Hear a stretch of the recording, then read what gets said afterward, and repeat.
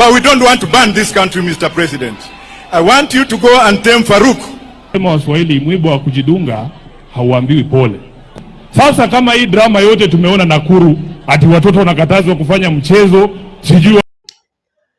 Guys, mambo yamechemuka. In this video usijaribu kukosa. William Ruto amekuwa lectured. Unajua guys, watu wengi wamekuwa wakisema kwamba watu kama kina Wajakoya, Edwin Sifuna, Oburu Odinga, eti wanaweza ogopa kuaddress William Samoei Arap Ruto face to face. Leo ndo nimeona Edwin Sifuna kilecture William Ruto. Wajakoya kilecture William Ruto kwamba ambia Faruku Kibet tusikutane na yeye.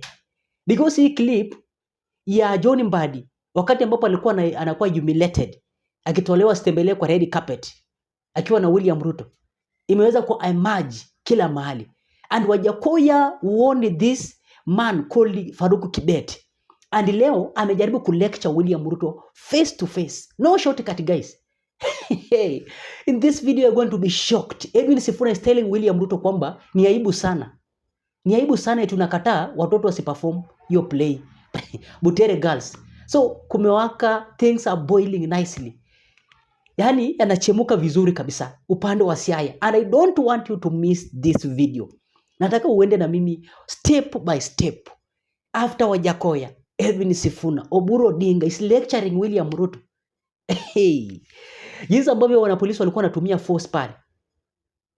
And William Ruto anatuambia kwamba hii ni serikali ambayo inajali kila mtu. So things are not good guys. Make sure tu una like video. Na anasema asante sana kuweza kulike video.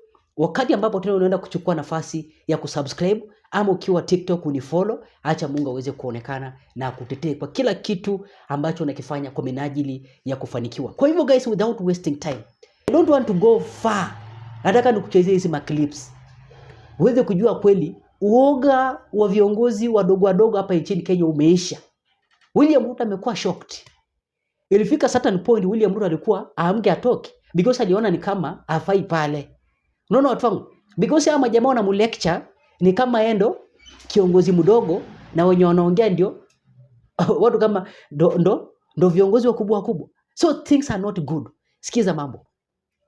Lazima kiheshimiwe. Na ndio kwa maana tumechukua hiyo bendera tumefunika huyo mwanachama. Sio kila mtu wa ODM akifariki huwa tunafunika hiyo bendera. Ni heshima kubwa ambaye tunamtunuku ndugu yetu George. Mheshimiwa baba, jinsi ambavyo nilizungumza tukiwa kule Nairobi. Mimi nilisema nimejua George kwa sababu ya ukaribu wako na wewe na kwa kufanya kazi pamoja na wewe. Ukiangalia security situation around Raila Odinga, I don't think there is a security situation that swings as wildly from one extreme to another kama security situation ya baba. Mtaamka asubuhi, mnakunywa chai huko London na watu wa diplomacy, mnasalimia marais Addis Ababa. Saa 8 inatakana uingize Raila katika uwanja ya Kamukunji. Imejaa watu wanapiga kelele, wanapenda Mheshimiwa Raila Odinga, na hiyo mapenzi ni hatari hata kwa baba mwenyewe. Halafu siku nyingine inahitajika umtoe kule Embakasi South akipigwa tear gas na risasi, uhakikishe kwamba amefika kwa mama Aida akiwa mzima.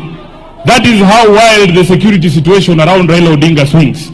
And this gentleman you see here, he did it with a lot of grace. Na tunataka tuseme kwa niaba ya chama cha ODM, poleni sana kwa kumpoteza George. Kama katibu nina majukumu ya kikatiba chini ya chama cha ODM. Nataka mpe huyu ndugu yetu 3 salute. Nikisema ODM, mnasema tuko tayari, ndio George ajue amezingirwa na marafiki wake. ODM.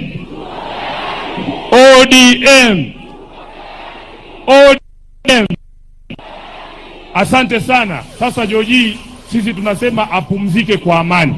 Mheshimiwa Raila, mimi unanipa majukumu pale kama katibu wako. Junet amesema yake, hata mimi na yangu. Mimi nilikuwepo ukiandikisha mkataba na chama cha UDA. Na huo mkataba kuna mambo inazungumzia. Baba, watu wetu hawa walienda uchaguzi wa chama Kenya nzima. Na nataka niwashukuru wana ODM kwa sababu mlifanya uchaguzi kwa amani. Kulikuwa na sehemu chache ambazo zilikuwa shida, lakini tutarekebisha. Lakini Mheshimiwa Raila, wiki moja kabla tufanye huu uchaguzi, nilipokea barua kutoka kwa msajili wa vyama. Msajili wa vyama ananiambia amekata bajeti ya chama cha ODM kwa shilingi milioni 42. inafanya kazi yetu kama viongozi wa chama kuwa ngumu sana. Na huo mkataba tuliandikisha ulikuwa unasema, Mheshimiwa Rais, kwamba tuheshimu sheria ikiwemo sheria ya vyama. Mimi nataka kukuomba, kwa sababu tumeambiwa ati siku hizi treasury inalala sindo, sijui chairman ya budget ako hapa ni mtu ya ODM. Mheshimiwa Junet, wakati unaangalia hiyo mabudget, tafadhali wekea wanachama wa ODM pesa yao chini ya sheria vile ambavyo inahitajika. Jambo la pili, Mheshimiwa Raila, chini ya huo mkataba tulisema county zetu zipate 450 billion Kenya shillings. Nimesikia fununu Junet, nyinyi mnapendekeza kwenye National Assembly 405. Tulisema 450, sio 405. Tafadhali kaa urekebishe hapo, mambo itakuwa sawa. Ya mwisho, Mheshimiwa Rais, Bishop ametuambia hapa kwamba kazi yako ni ngumu sana. Na mimi nakubaliana naye, hata mimi saa nyingine huwa najiuliza vile wewe unalala.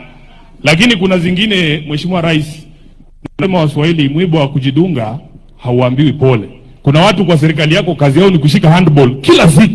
Sasa kama hii drama yote tumeona Nakuru, ati watoto wanakatazwa kufanya mchezo, sijui wanapigwa tear gas, sijui wanafukuzwa.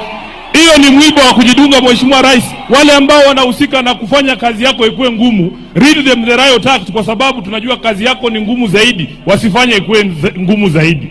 Kwa hayo mengi nasema asanteni sana, na Mungu amlaze George mahali pema peponi. Asante. Huyo ni Edwin Sifuna. Don't forget, Professor Wajakoya alisilence William Ruto completely. And mahali ambapo Faruk Kibeti yupo, saizi anasema tu kweli mambo yangu yamechemuka, and William Ruto is going to react on those things. Because huyu Faruk Kibeti anaenda kuharibia William Ruto serikali. Because unaona amekuwa kiubilete au viongozi. Rigathi Gachagua alilalamika, ndio huyu Professor Kithure Kindiki akawa humiliated upande wa Uasin Gishu County. Anaambiwa yaenda hivi. Ni kama ni mtoto mdogo, na huyu jamaa ni class 2 material, Faruk Kibeti. And Professor Kithure Kindiki ni mtu mwenye amesoma na ni deputy president of the Republic of Kenya. And that's why unaona Rigathi Gachagua alikuwa anatuambia kwamba I can't be controlled by a class 2 person. Unaona watu wangu, sikiza Wajakoya.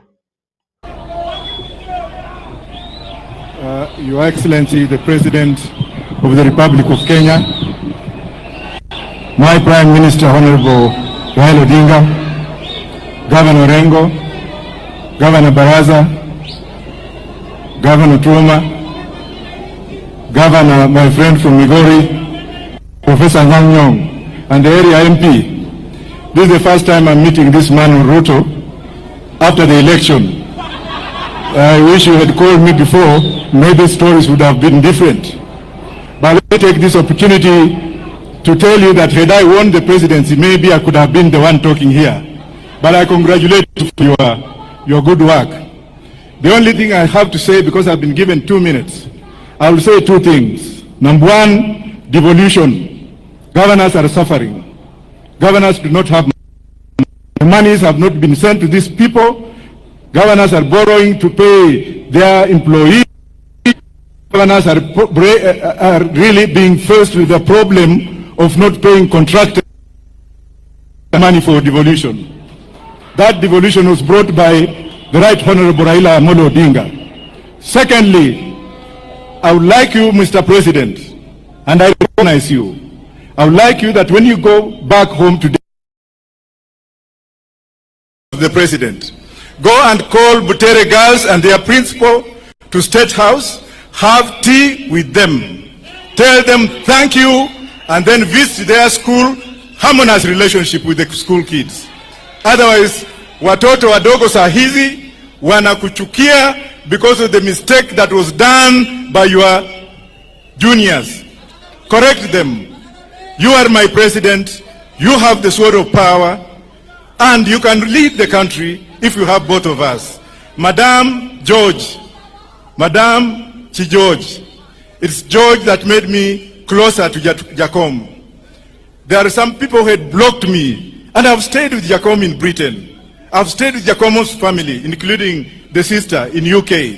But when I came back, there was that buffer zone. It is this man who made me see Jacom, and then we blossomed. Finally, Governor Orengo, Inosiopna. Orengo, you have played a big role in my education. Orengo, you have played a big role in democratization of this country. Orengo, you have played a big role in doing what we have. May I take this opportunity to go and sit down to thank Baba. If you did not do what you did, this country would have burned. But we don't want to burn this country, Mr. President. I want you to go and tame Farouk and group. Waambie wakae chini. Because this country is bigger than them. You are my president. Then I'll come and have tea with you. Thank you very much. Kulichemuka, and don't forget even Oburu Odinga, brother to Raila Amolo Odinga. Ikawa ni kama haitoshi, akaongezea bombshell. A sister to Raila Amolo Odinga, akaongeza bombshell pia. Skiza. Very, very great man. Because I can tell you, the man he was taking care of, called Raila Amolo Odinga, is not a very easy person to take care of. He is not a very easy person to take care of. I can tell you as his elder brother, Raila is very tough and he likes discipline. He likes discipline, and I can assure you that if you are around him and you are not disciplined, his left hand is very fast and you will not take long around him. You will not take long around him. And George, who is lying here, was my friend. I knew him in 1992 when he was in the Inajip house with my dad.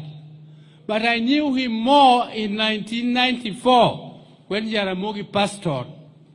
He is among the youth who came to campaign for me under very difficult circumstances. KANU was pouring money in Bondo, was pouring money and also food.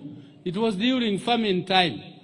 And Your Excellency, those people were very, very aggressive. I know you were there, so you know. You know that Odongo Mamo came with the gunias of money, bags of money, and also food. I was a poor civil servant. I had just come from being the provincial planning officer in Kakamega, and I came in to Bondo without expecting to contest any seat as a member of parliament. And I had no money. And even my brother Raila did not give me money. He was a member of parliament. Nobody gave me money, but Oduor came, and he was with Nyam Nyam and others, and Agunyo, Wakin Agunyo. I can see them, those ones you call veterans. They came for us, to campaign for us in Webuye and here. And I can assure you, it was not an easy struggle, and they managed to go through that fierce force of KANU, and I managed to win the elections by landslide. By landslide. And Oduor, I can tell you people, if you didn't know, that he was more than security to Raila. He was more than security. He was always like a brother, and he knew everything. He knows, you know, what security knows what is ailing you, what security knows what is how you think. The security would judge Raila and even be very sensitive. When Raila wants to do something, he would actually just make sure that that thing is done very fast.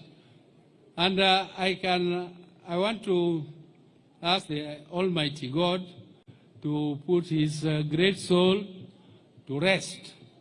And finally, Your Excellency, I want to say one thing, that this country has a democratic system where we do elections every 5 years. We do elections every 5 years. But we cannot have a situation where we are agitating, standing up and saying, Ruto must go, Ruto must go. If he goes, so what? If he goes, so what? He can go like the president of Siad Barre of Somalia went, and there was chaos in that country. There was complete chaos in that. Up to today, Somalia does not know peace. And we don't want our country to suffer that. We want our country to be peaceful. We want to stabilize it. And that is the reason why we joined you, Your Excellency, when we were actually the ones carrying out what Gen Z was doing. We want to encourage this country to be peaceful, and we are going to work. And those our friends who think otherwise, they should also continue to think otherwise, and we remain friends with them, but they should know that as ODM we have decided to work in this broad-based government, and we have lent you people to work with you. But Your Excellency, what I would like to appeal for, please make sure that our region gets its fair share of development. Let us get our fair share of development, and those people who think that we are taking their share from the mountain, we are not taking your share. Kenya is so big, and we are only eating our share. Mr. President, give us our share, not theirs. If they want to come, let them come. So, Mr. President, I don't want to say more. Thank you very much for the opportunity, and may the Almighty God rest Odur's body in peace, and also have everlasting peace for his family. Thank you, Karen, and thank you, everyone. To His Excellency the President, to the Right Honorable Raila Odinga, all protocols observed. Here, standing on behalf of the family, members of the family of the Dingas, could you please be upstanding? As you can see, we are all here. There are very many here. As you know, George is a brother. George is an uncle. And to many of us, we say that this is a family member that we have lost. I can see many of you saying that George started off working with my father, with Raila. Actually, he started working with my father. I knew George when he was working with my father at Ajib House, then at Spectre. George was a very good mechanic. He was very good at his work. But surprisingly enough, when he came over to start doing security, George was the best security we've ever had. As you can know, some of us, we always want, just like how you people want to be with Raila all the time, even as the family, we always want to be around Raila. And we would call, even when he needs his own privacy. Samoro nitie kata kane moro mabe no dire abindu okodwar wach mar nyithindgi. Ok ni okodwarwa, to bende jakom be nitie gi time modwaro bedo kende. George Oduor nong'e kaka ne deal kodwa. Ibro dhi me ng'ato koni kata kuma ne entie. Kama ne jakom nitie. Mi chopi. To George ong'e ni jakom sano kaka nuwinjo kane owach ka gi Dennis. Ni okodwa neno usano entiere gi dish ne moro ma en go. Ibro dok e ot ma ang' realize mana ni ok ineno jakom kisedog ichope ot. No George treat maber moloso kodi mongajo pachi. Mi dhi mokitima ok ineno jakom to samoro bende. Shida mi dhi neno negono, George otiekoni. George ne miyo wabet ma onge wich kuot. As family, omiyo ang'e ni wawinjo lit. The gap ma George oweyo, I don't know who will feel. George oweyo kama duong'. Nyocha entiere gi kwe mabe kata kineno ka en gi jakom to en gi kwe. Tana wacho ni aka family, amor ni wabedo ga kaka baba wanoketowa. Ni kama jotije wanitie, wahero ga bedo gi jotije wago, kata gi kendo, kara nang'e chon, Ajib House, pod ang'e nyaka sani. Be an manan kodi, aparo ni the last breath mane Jojo kao, an manan kodi osiptal. Bende ne dokta, uondowa, ni George pod ngima to kara Jojo sewewa. Maka uo kalore lift, to kachopo oko, to karogo chanani Jojo wewa, jogo ne manejwa. Wan kodi, anachako kodi kwa tindo, pod wabo mna bedo kodi joko dingo kwega jogi Nyasaye mondo medu mdongi kwe. Thank you.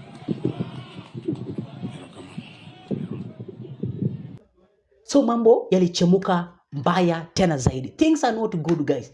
William Ruto leo ameona kivumbi upande wa Siaya. Siaya County. I don't know wewe kwa mtazamo wako utakuwa unaniambia kwenye comment section, what do you think now? Uoga umeisha kwa hawa viongozi wadogo na mambo tunaona bright future inakuja wakati ambapo William Ruto atakuwa anapelekwa nyumbani by force by fire. Kwa hiyo guys, kwa tuna siku njema hadi wakati mwingine, bye bye.